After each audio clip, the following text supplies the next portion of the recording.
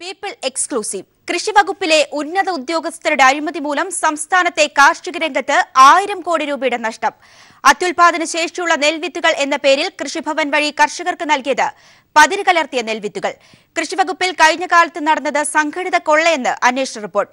ഞെട്ടിക്കുന്ന കണ്ടെത്തൽ special vigilance സെല്ലിന്റെ അന്വേഷണ റിപ്പോർട്ടിൽ.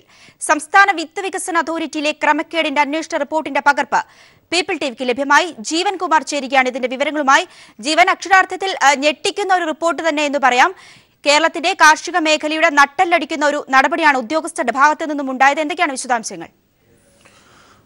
ഗ്രീഷ്മ, തികച്ചും ഞെട്ടിക്കുന്നൊരു റിപ്പോർട്ട് തന്നെയാണ് ഉണ്ടായിരിക്കുന്നത്. ഇന്നലെ കൃഷിവകുപ്പിന്റെ മുൻ ഡയറക്ടറായിരുന്ന അശോക് കുമാർ തെക്കനെയും ഭാര്യയും വകുപ്പിലെ തന്നെ അഡീഷണൽ ഡയറക്ടറുമായിരുന്ന PK ബീനയെയും സസ്പെൻഡ് ചെയ്ത റിപ്പോർട്ടിലാണ് വളരെ ഗുരുതരമായ പരാമർശങ്ങൾ ഇരുവർക്കുമെതിരെ ഉള്ളത്. ഒരുപക്ഷെ സംസ്ഥാനത്തിൻ്റെ ചരിത്രത്തിൽ, കൃഷി വകുപ്പിൻ്റെ ചരിത്രത്തിൽ തന്നെ ഏറ്റവും നിർണായകമായ ഒരു വലിയ അഴിമതിയായി ഇത് മാറാനുള്ള ഏറ്റവും വലിയ സാധ്യതയാണ് ഇപ്പോൾ തെളിഞ്ഞു വരുന്നത്. സംഭവം ഇപ്രകാരമാണ്. കൃഷി വകുപ്പിലെ മുൻ ഡയറക്ടറായ അശോക് കുമാർ തെക്കനെയും ഭാര്യ ബീനയെയും സസ്പെൻഡ് ചെയ്തതിന് തൊട്ട് പിന്നാലെയാണ് ഈ റിപ്പോർട്ടിൽ വളരെ ഗുരുതരമായ പരാമർശങ്ങൾ ഈ കാര്യത്തിലുള്ളത്. എറണാകുളം കാലടിയിൽ പ്രവർത്തിക്കുന്ന കേരള അഗ്രോ സീഡ്സ് എന്ന സ്ഥാപനത്തിൽ നിന്നും കൃഷി വകുപ്പ് കഴിഞ്ഞ 10 വർഷം കൊണ്ട് 68 കോടിയിലേറെ രൂപയുടെ വിത്തിനങ്ങളാണ് വാങ്ങിക്കൂട്ടിയത്. പ്രധാനമായും കർണാടക കൃഷി വകുപ്പിന്റെ അംഗീകൃത വിതരണ ഏജൻസി എന്ന് തെറ്റിദ്ധരിപ്പിച്ചായിരുന്നു ഈ സ്ഥാപനം വിത്തിനങ്ങൾ വിതരണം ചെയ്തത്. ടെൻഡറും ധാരണാപത്രവും ഇല്ലാതെയാണ് ഇത്തരമൊരു വൻകിട കരാറിൽ സംസ്ഥാന വിത്ത് വികസന ഏജൻസി ഏർപ്പെട്ടത്. ഏറെ ഗുരുതരമായ പരാമർശം ഇനിയാണ് ഉള്ളത്.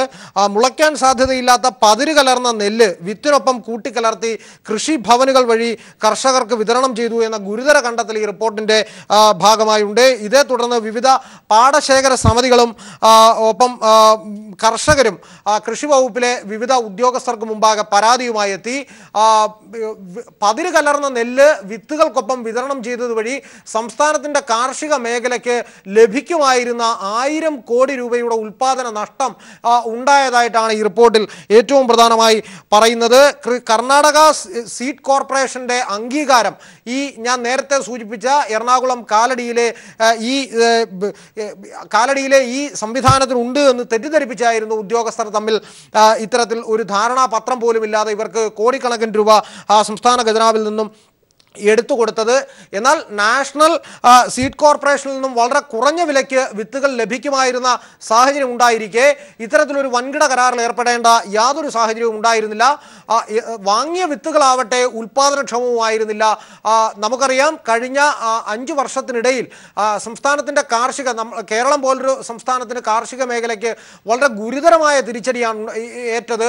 പ്രത്യേകിച്ച് അരി അടക്കമുള്ള എല്ലാ ഉൽപ്പന്നങ്ങൾക്കും ഇപ്പോൾ അന്യസംസ്ഥാനങ്ങളെ ആശ്രയിച്ചുകൊണ്ടിരിക്കുന്ന കേരളത്തിന് ഉൽപാദന പ്രക്രിയയിൽ ഏറ്റവും മുൻപോട്ട് പോയില്ല എങ്കിൽ നിലനിൽക്കാൻ കഴിയാത്തൊരു സാഹചര്യത്തിൽ മോശം വിത്തുകൾ, ഞാൻ നേരത്തെ റിപ്പോർട്ടിൽ പറയുന്നത് ഇപ്രകാരമാണ്, പതിര് കലർന്ന വിത്തുകളാണ് ഇപ്രകാരം നൽകിയത്. അതുവഴി സംസ്ഥാനത്തിന്റെ ഉൽപാദന മേഖലയ്ക്ക് വളരെ വലിയ തിരിച്ചടിയാണ് നേരിട്ടത്. 1000 കോടി രൂപയുടെയെങ്കിലും ഉൽപാദന നഷ്ടം ഈ കാര്യത്തിൽ ഉണ്ടായിരിക്കുന്നു. ഇന്നലെ സസ്പെൻഡ് ചെയ്യപ്പെട്ട അശോക് കുമാർ തെക്കനെ പറ്റി വളരെ ഗുരുതരമായ പരാമർശങ്ങളാണ് ഈ റിപ്പോർട്ടിന്റെ ഭാഗമായി ഉള്ളത്. 68 കോടി രൂപയുടെ ആസ്തി മൂലധനം ഉണ്ടായിരുന്ന കേരഫെഡിനെ 5 വർഷം കൊണ്ട് 70 കോടി രൂപയുടെ നഷ്ടത്തിലേക്ക് എത്തിച്ചതാണ് അശോക് കുമാർ തെക്കന്റെ ഭരണ നേട്ടമെന്നും അഴിമതിയും കെടുകാര്യസ്ഥതയും കൊണ്ട് കൊടികുത്തി വാഴുകയാണ് മുൻപ് കൃഷി വകുപ്പ് ഉണ്ടായിരുന്നതെന്നും കൃഷി വകുപ്പിൽ വിവിധ കാലയളവുകളിൽ ജോലി നോക്കിയിരുന്ന ഡെപ്യൂട്ടി ഡയറക്ടർമാർ മുതൽ കൃഷി അസിസ്റ്റന്റ് വരെയുള്ള 16ഓളം ഉദ്യോഗസ്ഥർക്കെതിരെ അന്വേഷണവും വകുപ്പ് തല നടപടി വേണമെന്നും കൃഷി വകുപ്പിനോടെയും സർക്കാരിനെയും വഞ്ചിച്ച കേരള അഗ്രോ സീഡ്സ് എന്ന സ്ഥാപനത്തെ കരിമ്പട്ടികയിൽ പെടുത്തണമെന്നുമാണ് ഈ റിപ്പോർട്ടിന്റെ കാതലായ ഭാഗത്തിൽ പറയുന്നത്. ഗ്രീഷ്മ, ജീവൻ തിരികെ വരാൻ ഇപ്പോൾ അപ്പർ കുട്ടനാട്ടിൽ നിന്നുള്ള കാർഷിക നേതാവാണ് സാം ഈപ്പൻ, അദ്ദേഹം കൂടി ചേരുകയാണ്. ശ്രീ സാം ഈപ്പൻ, വളരെ ഞെട്ടിക്കുന്ന ഒരു റിപ്പോർട്ട് തന്നെയാണ് പുറത്തു വന്നിരിക്കുന്നത്. അതായത് കുട്ടനാട്ടിലടക്കം കർഷകർ നിരവധി പേർ ആത്മഹത്യ ചെയ്തു. ഒരു അഴിമതി എന്നതിലുപരി ഒരു വഞ്ചന അല്ലെങ്കിൽ ഒരു ദേശദ്രോഹ കുറ്റം എന്നുകൂടി പറയാം. അത്തരത്തിൽ താങ്കൾ എങ്ങനെ കാണുന്നു?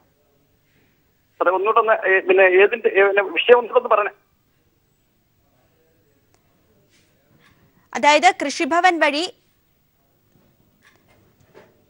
കൃഷി വകുപ്പിലെ ഉന്നത ഉദ്യോഗസ്ഥരുടെ അഴിമതി മൂലം സംസ്ഥാനത്ത് കാർഷിക രംഗത്ത് 1000 കോടി രൂപയുടെ നഷ്ടമുണ്ടായിരിക്കുന്നതാണ്. അതായത് അത്യുൽപാദന ശേഷിയുള്ള നെൽവിത്തുകൾ എന്ന പേരിൽ കൃഷിഭവൻ വഴി കർഷകർക്ക് നൽകിയത് പതിര് കലർത്തിയ നെൽവിത്തുകളാണ് എന്നാണ് ഏറ്റവും പുതിയ വാർത്ത. ഓക്കെ സാർ, അത് പറയുന്നത് സാറേ കൃഷിക്കാരുടെ ജീവിതത്തിൽ ഏറ്റവും വളരെ വേദനയോടുകൂടി കാണുന്ന ഒരു വിഷയമാണത്. കാര്യം ഈ കൃഷിക്കാർക്ക് അത്യുൽപാദന ശേഷിയുള്ളതും കീടപ്രതിരോധ ശക്തിയുള്ളതും ഉൽപാദനക്ഷമത ഉറപ്പാക്കാൻ കഴിയുന്നതുമായ വിത്തുകൾ ഗവൺമെന്റ് സംവിധാനത്തിലൂടെ വിതരണം ചെയ്യും എന്ന് പറയുകയും, എന്നാൽ ഞങ്ങൾക്ക് ലഭിച്ച വിത്ത് ഇത് പലതും കിളിക്കാതെ കിൻഡല് കണക്കിന് വിത്ത് പാവപ്പെട്ട കൃഷിക്കാരനെ സംബന്ധിച്ച് പകുതിയിൽ 50% പോലും ജെർമിനേഷൻ ഇല്ലാത്ത അല്ലെങ്കിൽ കിളിപ്പ് ഉറപ്പാക്കാൻ കഴിയുന്ന വിത്തുകളല്ല ഞങ്ങൾക്ക് ലഭിച്ചത്. ഇതുമൂലം ഉൽപാദന രംഗത്ത് വലിയൊരു നഷ്ടം ഞങ്ങൾക്ക് ആ രംഗത്ത് നേരിടുകയുണ്ടായി. പാവപ്പെട്ട കൃഷിക്കാരനെ സംബന്ധിച്ച് ജീവിതത്തിൽ ഏറ്റവും വലിയ സ്വപ്നമാണ് ഒരു വർഷത്തെ പുഞ്ചകൃഷി അല്ലെങ്കിൽ നെൽകൃഷി എന്നുള്ളത്. ആ ഉൽപാദനം കൊണ്ട് കൃഷിക്കാരുടെ ഉപജീവന മാർഗത്തിന്, പ്രത്യേകിച്ച് കർഷക തൊഴിലാളികളുടെ പുതിയ തൊഴിലവസരം എന്നുള്ള രംഗത്ത് നീങ്ങുമ്പോൾ സാമ്പത്തിക രംഗത്ത് നഷ്ടം തിരിയുന്ന കൃഷിക്കാരെ സംബന്ധിച്ച് ഇത്തരം കൃഷിക്കാർക്ക് വിശ്വാസ്യത ഉറപ്പാക്കാൻ കഴിയുന്ന സംരംഭം അല്ലെങ്കിൽ സംവിധാനത്തിൽ പോലും ഇത്തരം അഴിമതികൾ ഉണ്ടാകുന്നത് ഈ ഡിപ്പാർട്ട്മെന്റിനോടുള്ള വിശ്വാസ്യത പൂർണ്ണമായി നഷ്ടപ്പെടുന്ന ഒരു സ്ഥിതിയിലേക്കാണ് നീങ്ങുന്നത്.